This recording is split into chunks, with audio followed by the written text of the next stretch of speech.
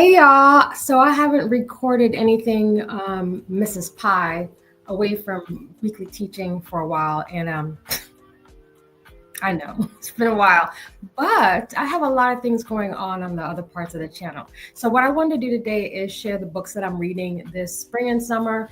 I love to read, and I'm trying to use this as part of my mental health and wellness. I personally, because I have a lot going on, just like you, I find that I need to escape life and because life is life. And okay, so I just want to share with you really quickly. There are about 11 books, and I'm gonna share the books that I'm reading this summer. I will drop the links to these books. You can get all of them on Amazon if that's your thing.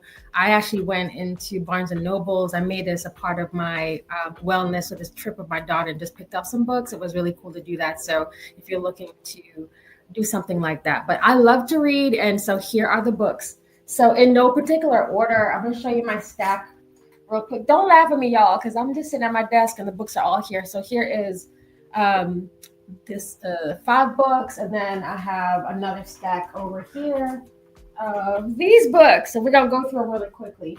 So there's a couple of books that I already read. The first one is the Ina Gardner book. This one says, "Be ready when the luck happens." I actually read this over, I think, the holidays, but I'm keeping this because I actually listened to it on the Audible streets, and I wanted to go back and read the book. So this is Ina Gardner. It was really good story about, how, she kind of went through a lot to get to where she is. I found it really encouraging and inspiring. I used to watch her shows, and so I just thought it was really cool to hear about how she kind of got to where she is, all the bumps and all the bruises, y'all. So that was a really cool one. So that's the Ina Gardner. It's called "Be Ready When the Luck Happens," and it was really good. Another book that I'm gonna drop them on the floor. Another book that I read. I read this book in about a day. This is called Summer in the City. So I literally just finished this last night. And okay, so I think I started Sunday. So that was yesterday. Summer in the City by Alex Astor. And this book, it says, it's a 27-year-old screenwriter. Elle has a chance of a lifetime to write a big budget movie set in New York City. The only problem is that she had writer's blocks for months. And it talks about seeing this guy that she encountered before. I'm trying not to give away too much, but she realized that her enemy, twisted muse, just might be the key to finishing her screenplay. So one summer, one wall apart, he needed a fake buzzy relationship for his company's acquisition, and basically summer's over. It was so good. So this is also a very pretty book. So I picked it up because it was pretty, but it was actually a very good book. So Summer in the City, Alex Astor, definitely. I would say 9 out of 10 if I was to rate the book. All right, so then the rest of them are books that I haven't read yet, but all on my list. This one is called Pretty Girls. And this I think it was on like a Goodreads list. This book is, it says it's been more than 20 years since Claire and Lydia last spoke. Claire is the glamorous trophy wife of an Atlanta millionaire. Lydia, a single mother dating an ex-con, struggles to make ends meet, but neither has recovered from the disappearance of their sister Julia 2 decades earlier. So the vanishing of a teenage girl, the death of a middle-aged man, and it's just kind of one of those sisters, strangers, survivors story. So I'm gonna probably do this one next, called Pretty Girls by Karen Slaughter. So that's the next read that I have. So this is more in terms of reviews. Talks about breathtaking fiction, doesn't get any better than this. The hell-raising thriller, genuinely exciting narrative driven by strong-willed female characters who can't wait around until the boys shake the lead out of their shoes. That's the New York Times book review. So I'm all for like women being the heroes, because we are, okay? So Pretty Girls is the next read. So Karen Slaughter, Pretty Girls. All right, I do enjoy mystery. Not really big on thriller, but this one is an Oprah book club. I picked it up because I used to really enjoy some of the books. So Dream State by Eric Puchner. I picked this one up. And it says Cece in love. She's arrived early at her future mother-in-law's house in Montana to finish planning her wedding to Charlie. It basically comes down that the events of the summer have long-lasting repercussions, not only on the three friends caught in his shadow, but also on their children. It talks about the means to live with the mistakes of the past, both our own and the ones we inherited. It says it has humor, precision, and enormous heart, both a love letter and an elegy. One needs to read, be able to read the American West. So that's the next book, Dream State. Again, it was on an Oprah Books Club. If you guys are, that's your thing. But I have enjoyed books like this. It's pretty thick. This one looks like it is about, let's tell you how many pages. Hey, listen, it's a lot of pages in this book. 429 pages, but the text is pretty big, as you can see. So you'll be able to get through this. So maybe you just pick one of these books and that's your spring summer read. But anyway, Dream State, the novel, that's one. I'm actually really excited about this next one. I think this is The Wedding People. It's another New York Times bestseller. There you go. It was an editor's pick that I saw. And it talks about a beautiful day in Newport, Rhode Island. Phoebe Stones arrive at the inn wearing a green dress, and she's immediately mistaken by everyone in the lobby for one of the wedding people, but she's actually the only guest who isn't there for the big event. So this is another one that I thought was really, really cool. On the back, it has like a couple of things. Let's see. The author of Marrying the Ketchups says it's a favorite kind of novel. It's hilarious, it's witty, with enormous heart and characters I fell in love with. I was delighted to be at this wedding in the middle of the drama and gossip and watching the entanglements of friendships. So I'm thinking this is going to be just a really easy read. Y'all, again, like I said, I read to escape. So The Wedding People, so that's one maybe you'll think about picking up. Read with Jenna. I think she's the lady on the other channel. I'm trying not to name network channels so I don't get in trouble, but The Wedding People, picking that one by Allison, I believe S Patch. All right. This one I actually got from my daughter, but I am going to kind of leaf through it myself. It's Maya Angelou poems. And again, I'm just looking for ways that she can learn poetry, and she's in high school. So I wanted her to read Black poets. And so I just think even if you don't get this for your kid, get it for yourself and add it to your book collection.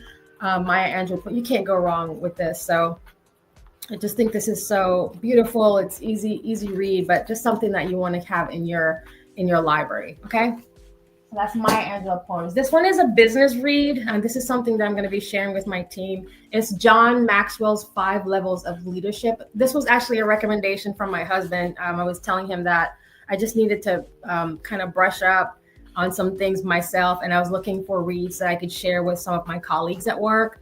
And so he recommended this. So I haven't started yet, but it is on my list.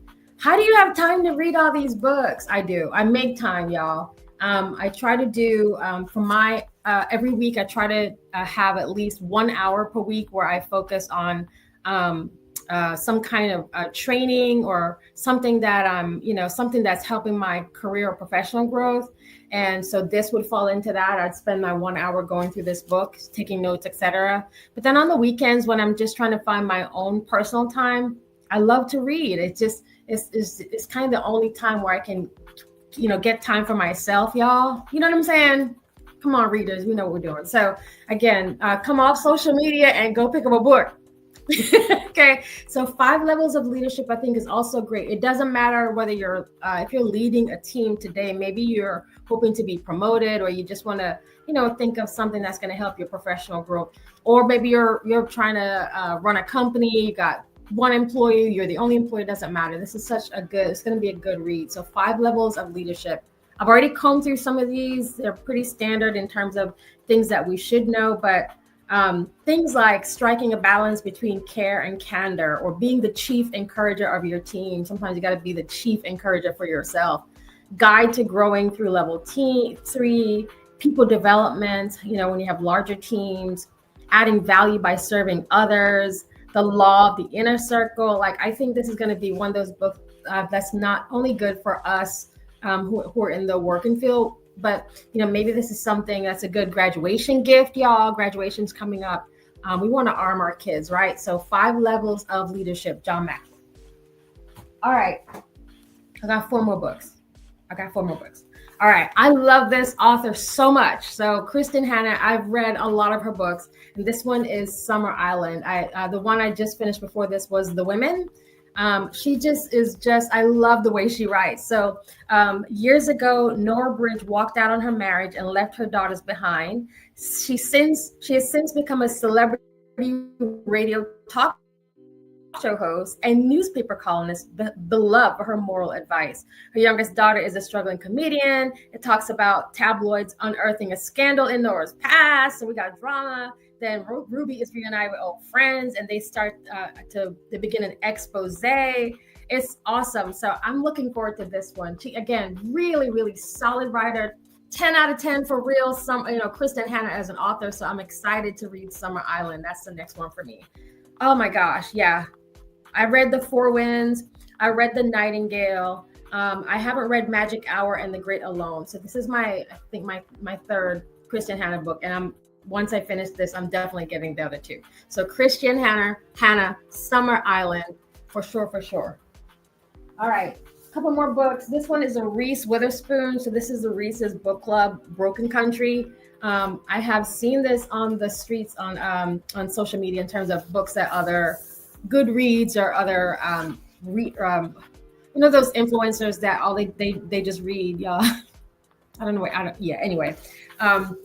So it says, the farmer's dead. He's dead, and all anyone wants to know is who killed him. And Beth and her gentle, kind husband Frank are happily married, but though their relationship relies on the past staying buried. But when Beth's brother-in-law shoots a dog going after their sheep, she doesn't realize that the gunshot will alter the course of their lives.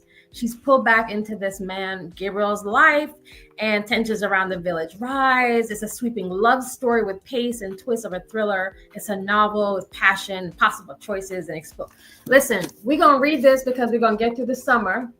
All right. We're going to stay off the news channel. Okay. We're going to go up in the Broken Country. So Claire Leslie Hall is the author of this book called Broken Country, and I'm actually excited about reading this. I feel like this one is also going to be a quick read, maybe over the course of a few days. If you're kind of busy with your time, it might take you a week. The text is really big, but quite honestly, it's only a few hundred pages, 302 to be exact. So we can knock this out in a week, y'all. Broken Country. All right. Drop in the comments, y'all, if you're buying any of these books or if you read any of these books. I'd love to hear from you. Let me know what your thoughts are. Okay. Have you read any of these books that I'm showing you? What do you rate them out of 10? All right. So the couple more books. This one is It Happened One Fight. I actually saw, I can't remember the name now. I may have to try. I'm going to try to, if I can, tag her on this, but I actually found this from another reading vlogger, right? It Happened One Fight. And it says, Joan Davis is a movie star. Unfortunately, Hollywood only seems to care when she stars alongside Dash. So she's sick of his hotshot attitude and his never-ending attempts to get a rise out of her. There's a bombshell that drops. Her reputation is on the line. There's a divorce. She starts to see another man. It's all the drama. So the only thing worse than starring opposite Dash Howard is accidentally being married to him. Okay. This is taking us into the golden era of Hollywood. So I'm not as excited, to be honest, to read this one, but I think this is going to be a good filler book when you just want to. But I could be wrong, y'all. I could be really wrong, and this turns out to be like bomb. Okay, awesome. But it's set in 1930s. So It Happened One Fight. It is a pretty thick book. It is going to take us time to read through this one. 372 pages, but we got this, right? We got this.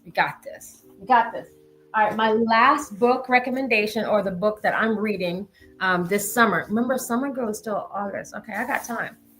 Is by Jennifer Weiner, The Griffin Sisters' Greatest Hits. I picked it up because I had this. Okay. Sorry. Sisters Zoe and Cassie were born just a year apart, but they couldn't be more different.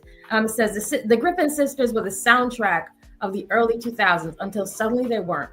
Two sisters bonded by music, divided by fame, silenced by tragedy. Now, 20 years later, a new generation will try to reunite them. Can the love between sisters survive the secrets that remain? I don't know, but I'm gonna read this book. It is, let's see how many pages, I'll tell you. It is a smaller print. That means it's a lot more reading, but that's okay. It's about 370 something pages, 374 pages. I don't remember. I think I've read a couple of this author's book, but quite frankly, I don't remember, which it means nothing. But she's been on Good Morning America and the Today Show and the New York Times. So she's an author of 22 books. So there's a high possibility I've read other books of hers, which is probably why I was drawn to the author's name. But anyway, the Griffin Sisters Greatest Hits. I got this one at Barnes and Nobles if you're interested. So that's it, y'all. I have 11 books on my list. I'm actually excited. Like I said, I'm really leaning into reading is a great way of escaping. If you don't have the coins to go buy the book, the library is free and the library has tons of books. So, don't let that stop you from reading this summer. I spent a lot of time in the library. We have a little corner in my house that is a library. So I spent a lot of time sitting there, blocking out the noise and just reading. And it's just such a great way to escape. So if you're looking for something that is, good for your mental health, or just something where you're not consumed by the news or social media, you just want to take like a little break, read, like pick up a book this summer, go to your library this summer. Like I said, libraries are free. If you don't want to invest, I build up a library and then I also donate the books as well when I'm done. So I just encourage you. So I hope did you like that? The books that I'm reading this summer. We got time and we're going to do this. We're going to do something that's going to pour back into ourselves, y'all. Okay. So I really hope that you enjoyed that. I kind of miss coming on here just as, Mrs. Pie, not teaching or preaching. And I really appreciate all of you. All right. Thank you so much for watching this video. Please don't forget to like and share this. Maybe somebody else would want to pick up some of these books. I appreciate all your support. Y'all have a great rest of your day. All right. Thank you.